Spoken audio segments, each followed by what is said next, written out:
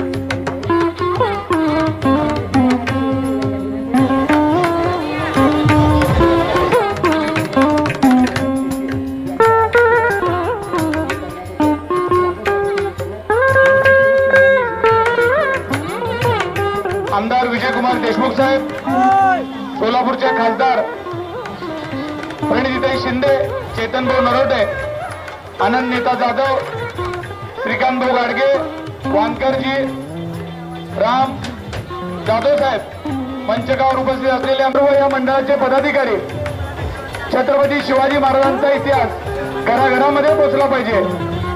सर्वसामान्यांच्या घरामध्ये सुद्धा छत्रपती शिवाजी महाराजांचं मूर्ती असली पाहिजे या भावनेतून हा कार्यक्रम आयोजित केलेला आहे.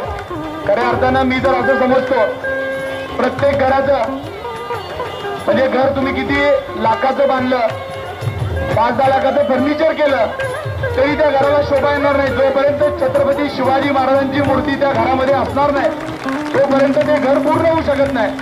कारण आपल्याला अनुभव आहे, आपण जेव्हा कुणाच्याही घरी जातो, जेव्हा घरात गेल्यानंतर पहिला त्या भिंतीवर कुठल्या महापुरुषाची पेंटिंग लावली आहे, कुठल्या महापुरुषाचं चित्र लावलंय, फर्निचरमध्ये कुणाचा मूर्ती ठेवली आहे हे आवर्जून लक्ष देत असतो.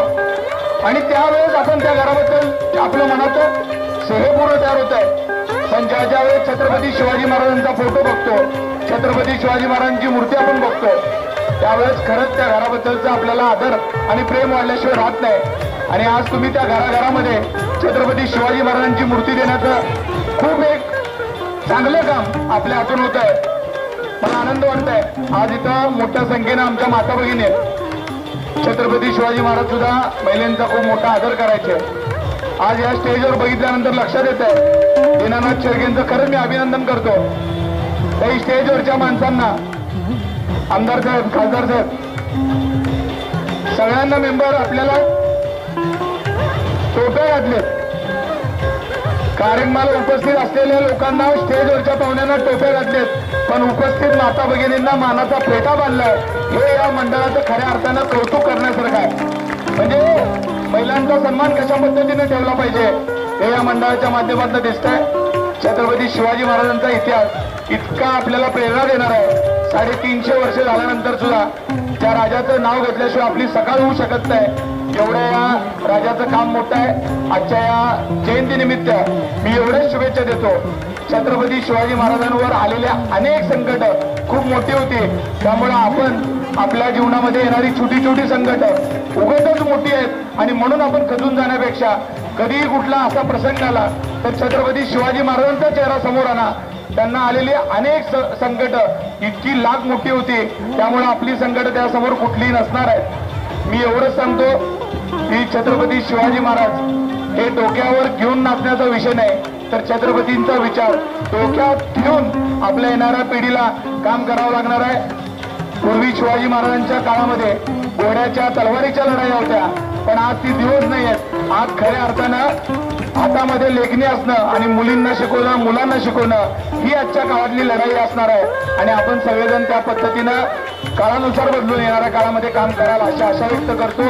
आजच्या कार्यक्रमाचे आयोजक यांना खूप खूप शुभेच्छा देतो. एक चांगला कार्यक्रम आपण इथं घेतला त्याबद्दल शुभेच्छा देतो. ज्यांच्या घरात आज शिवाजी महाराजांची मूर्ती जाणार आहे त्यांनाही शुभेच्छा देतो. आणि त्यांना अशी त्या मूर्तीचं पावित्र्य आपण ठेवलं पाहिजे. छत्रपती शिवाजी महाराज हे आपल्याला देवापेक्षा कमी नाहीत इतकं, कारण का जर छत्रपतीच नसते तर आपला देवारातला देव सुद्धा राहिला नसता. एवढी ताकद छत्रपती शिवाजी महाराजांचा इतिहास आहे. त्याच्यामुळं आपल्या देवारातल्या देवापुरसारखं शिवाजी महाराजांच्या मूर्तीचं पूजन आपण कराल अशी आशा व्यक्त करतो आणि थांबतो. जय हिंद, जय महाराष्ट्र. नागपूर लोकसभा मतदारसंघाच्या खासदार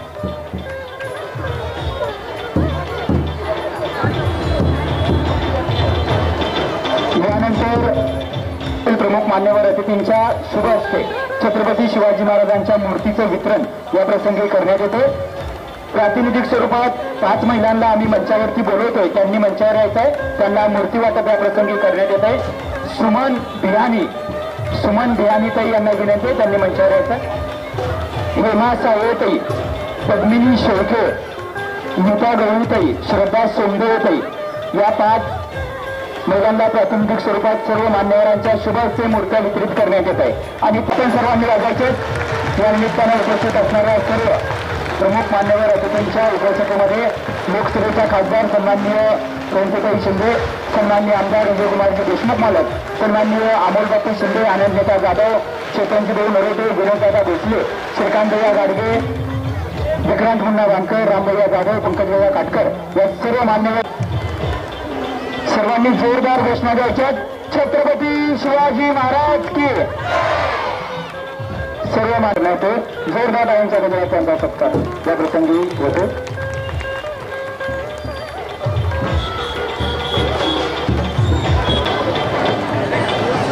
उपस्थित सर्व सन्माननीय खासदार प्रणितीताई शिंदे यांना विनंती, त्यांनी आपल्या शुभेच्छा व्यक्त करावी. जोरदार टाळ्यांच्या गजरात शुभेच्छा देते. सगळ्यांच्या घरोघरात शिवाजी महाराजांची मूर्ती असली पाहिजे, पण सगळ्यांच्या मनोमनात पण शिवाजी महाराजांचे विचार असणं गरजेचं आहे. खरं तर आज या देशात, या जगात खरंच शिवाजी महाराजांच्या नेतृत्वाची जे काही त्यावेळेस असेल त्याची उणीव जाणवते. आजच्या घडीत शिवाजी महाराजांच्या नेतृत्वाची आणि विचाराची गरज खरं तर या जगाला, या देशाला आहे. कारण का खरं सर्व धर्म समभाव जर आपल्याला कोणी शिकवून गेलं असेल तर ते शिवाजी महाराजांनी आपल्याला शिकवलं आहे.